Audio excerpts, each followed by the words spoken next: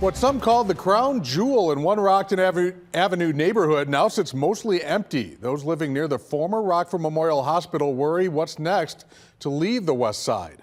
On Monday, Mercyhealth announced a temporary suspension of services inside its Rockton Avenue hospital.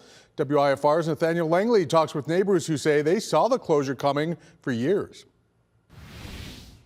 I ended up knocking on about 50 doors to learn from those around Rockton Avenue.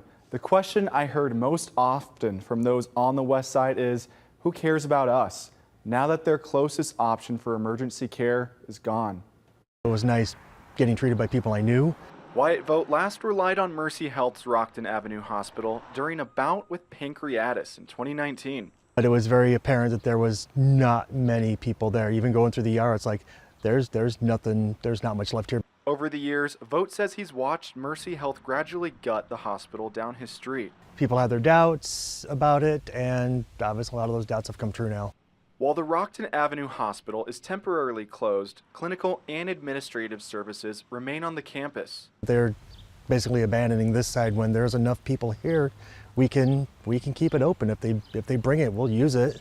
Everything's closing around here. They need to utilize the beautiful west side. Mercyhealth suggests social services or a senior living facility could move into the building.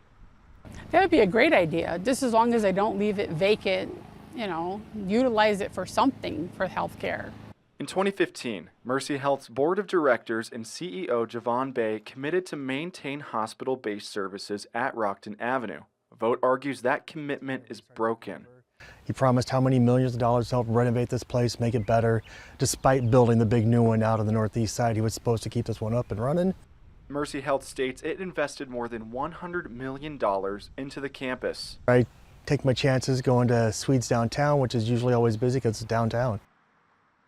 Mercyhealth and the city of Rockford remain in a legal tussle. A $24 million lawsuit centers on CEO Bay claiming the city should have invested in better drainage to prevent the campus from flooding in 2018.